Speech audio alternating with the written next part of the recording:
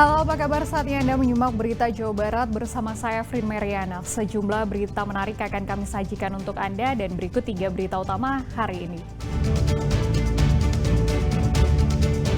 Waspada dan periksa instalasi listrik di bangunan milik Anda. Kebakaran rumah akibat korsleting semakin sering terjadi.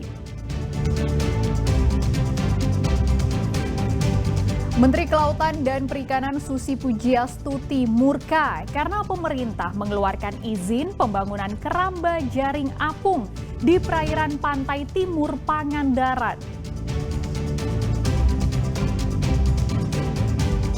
Habis ngapel ke rumah kekasihnya, seorang remaja dikeroyok hingga alami luka tusuk.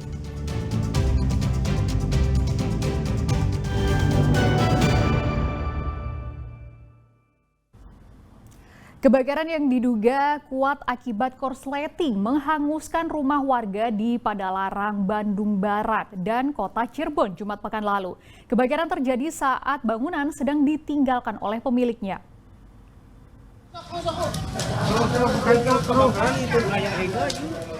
Warga permukiman padat penduduk di Desa Kertajaya, Padalarang, Bandung Barat, Jumat pekan lalu dikagetkan terbakarnya sebuah rumah 2 lantai yang terletak di tengah gang kecil menjelang sore. Tak banyak yang bisa dilakukan oleh warga karena api terlanjur membesar. Kebakaran baru dapat dipadamkan setelah petugas pemadam kebakaran menyambung selang untuk menyiram titik api. Rumah terbakar saat ditinggal pemiliknya ke warung dan diduga kebakaran terjadi akibat korsleting.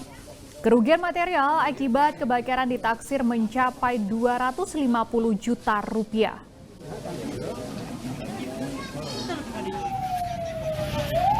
Kobaran api Jumat malam menyala dari dalam sebuah lapak pedagang buah di Kecamatan Lemah Wungkuk, Kota Cirebon. Warga panik karena api yang membesar kemudian menjalar melalui kabel listrik ke rumah 2 lantai di sebelahnya. Petugas pemadam kebakaran kemudian bisa menjinakkan api 1,5 jam kemudian.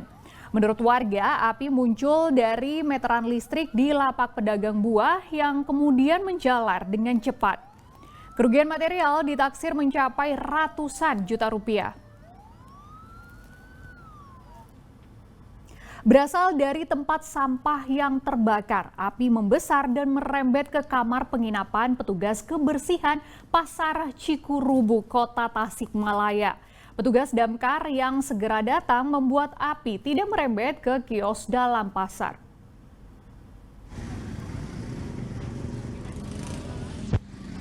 Sabtu sore para pedagang di Pasar Cikurubu, Kota Tasikmalaya dikagetkan dengan adanya kobaran api yang membumbung tinggi dari tempat pembuangan sampah tepat di belakang pasar. Posisi api yang sangat dekat dengan pasar membuat sejumlah pemilik kios panik dan berhamburan keluar karena api dengan cepat merembet. Menurut pekerja dan pedagang pasar, api muncul pertama kali dari tumpukan sampah. Diduga ada yang membuang puntung rokok sembarangan sehingga membakar sampah plastik dan membuat api cepat membesar. Namun polisi enggan memberitahukan penyebab kebakaran. Akibat kebakaran, satu bangunan tempat petugas kebersihan pasar ludes terbakar. Ini lokasi tempat peristirahatan petugas sampah. Petugas kebersihan sampah. Kalau penyebabnya masih dalam penyelidikan? Belum diketahui, kami dalam penyelidikan. Tapi memang tidak ada bangunan pasar yang terbakar? Tidak ada. Untuk memadamkan api, petugas damkar Kota Tasikmalaya mengirimkan 3 unit mobil damkar. Kebakaran bisa dipadamkan 1 jam kemudian. Tidak ada korban jiwa maupun luka akibat kejadian ini. Eko Setiabudi melaporkan dari Kota Tasikmalaya. Sebuah sepeda motor Matic ludes terbakar di jalur Pantura Bypass Kota Cirebon Jumat petang. Api yang diduga disebabkan kebocoran bahan bakar dari karburator dengan cepat menghanguskan seluruh badan motor hingga tak bersisa. Satu unit sepeda motor ini dibiarkan terbakar hebat di jalur Pantura Bypass Kota Cirebon. Badan sepeda motor yang sebagian besar terbuat dari plastik, serta api yang juga menyambar tangki bahan bakar membuat api dengan cepat membesar. Menurut saksi mata di lokasi, motor terbakar saat berhenti di lampu merah. Tiba-tiba percikan api muncul dipicu kebocoran bahan bakar pada karburator motor. Sepeda motor yang ditumpangi 2 orang itu lalu ditepikan oleh pemiliknya yang kemudian menyelamatkan diri. Ya katanya sih dari kebocoran bahan bakar, kemudian dari karbu, tadinya pas lampu merah. Motor dari mana ke mana, Mas? Dari arah sana, timur dah. Ya timur ke Dari arah ke Daung, Mas ya? Ya dari Daung Daung mau ke terminal. Jam berapa tadi kejadian? Ya setengah jam yang lalu. Setengah jam lalu, Mas ya? Tapi nggak ada korban, Mas ya? Nggak ada, cuma unit motornya aja. Yang bawa motor berapa orang, Mas? Ini 2 orang. 2 orang ya? Boncengan? Petugas pemadam kebakaran yang tiba di lokasi memadamkan api hanya dalam waktu 10 menit. Akibat kebakaran, arus lalu lintas dari Jakarta menuju Jawa Tengah sempat tersendat.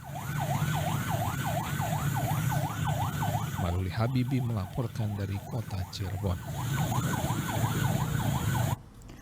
Susi Pujiastuti, mantan Menteri Kelautan dan Perikanan periode 2014-2019, tiba-tiba marah dan meninggalkan ruangan saat diskusi membahas keramba jaring apung di pantai timur Pangandaran. Ia kecewa terhadap tindakan pemerintah mengeluarkan izin pembangunan keramba jaring apung kepada 3 perusahaan di pantai timur Pangandaran yang dinilai sangat merugikan masyarakat setempat.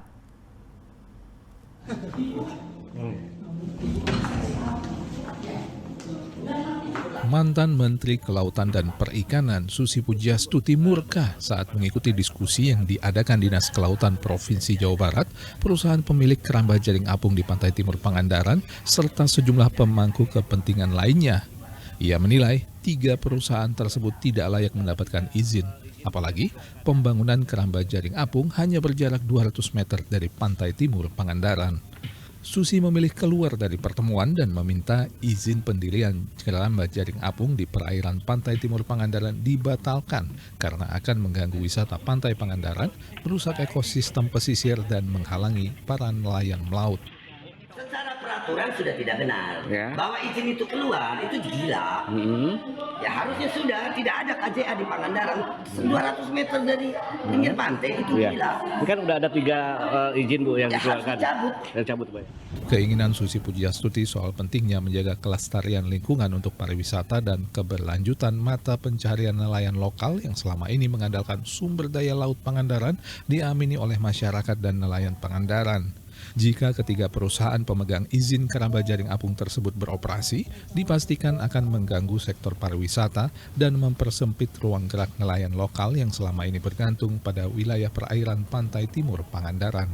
Ya, ini kan wilayah lebih ke banyak dilakukan atraksi wisata, ada water sport dengan boat, ada jet ski, terus juga nelayan juga di sini ada nelayan Arab, itu radiusnya juga bisa sampai 700 meter ya ke arah laut. Sementara rencana pembuatan KJA ini bisa memakan lahan sampai dermaga yang paling ujung. Jadi intinya tempat kita untuk bermain water sport, daya tarik untuk jet ski, untuk nelayan pinggiran tarik jaring itu ketutup sama rencana pembuatan KJA bila memang itu direalisasikan jadi di titik ini. Maka dari itu kita sepakat semuanya untuk menolak rencana pembuatan KJA yang bertempat di Pantai Timur ini.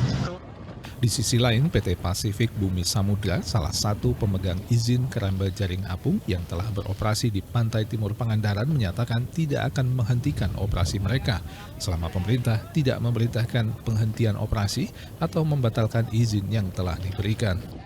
Pada intinya sih kita coba mengikuti aturan yang ada. Nah ini kan izin sudah dikeluarkan, kalau memang ada yang tidak bersesuaian atau yang ada yang tumpang tindih, kita perlu evaluasi ulang. Nah, evaluasi ini kan merupakan wewenang dari pemerintah. Kita kalau untuk penghentian kita tetap akan beroperasi karena surat pemberhentian juga belum ada, tapi tetap kita akan coba berjalan normal saja lah.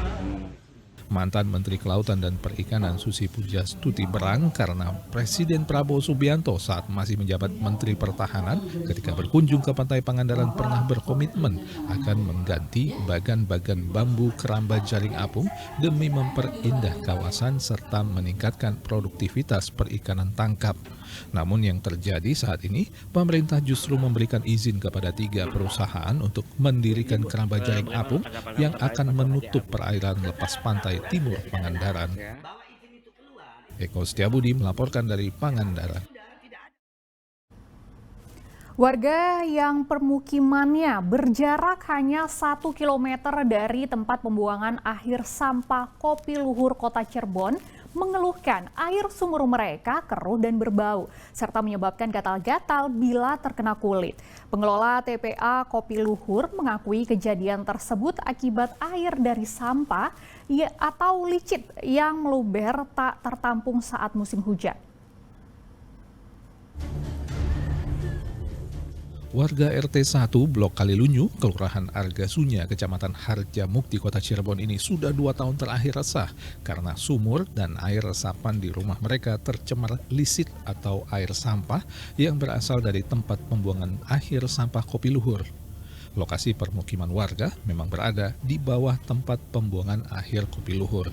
Kondisinya semakin parah sehingga jika terkena kulit menyebabkan gatal-gatal. Warga pun terpaksa membeli air galon untuk minum dan memasak.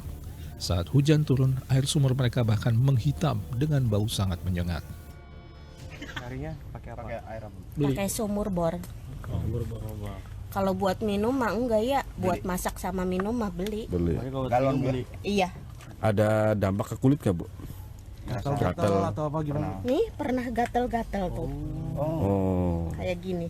Ini airnya kenapa sih, Bu? Dari TPA kayaknya. Oh, kecemar limbah. Dari TPA, iya. Kondisi ini diakui oleh pengelola TPA Kopi Luhur. Lisit atau air dari sampah merembes ke sungai dan tanah di sekitar TPA karena tidak tertampung di kolam pengolahan limbah, terutama saat musim hujan. Untuk mengatasi keluhan warga, pengelola TPA telah membuatkan 2 unit sumur bor untuk dipakai bersama oleh warga. Kita udah berusaha untuk memberikan air bersih berupa sumur bor di 2 titik di wilayah Palinggihan RT 1 sama di Sumuruni R1. Kenapa itu bisa bau dan keruh? Karena pada musim hujan penampungan kolam itu kan nggak menampung dan alirannya masuk ke sungai. Sungai itu kan satu jalur dengan aliran yang dari pemukiman. Karena terdorong airnya masuk ke saluran penduduk. Warga Blok Kalilunyu dan Sumur Huni yang mengalami pencemaran air berharap TPA Kopi Luhur serius menangani limbah cair dari sampah. Sebab akibat pencemaran air, pengeluaran harian warga bertambah karena harus membeli air bersih guna kebutuhan masak dan minum. Maruli Habibi melaporkan dari Kota Cirebon.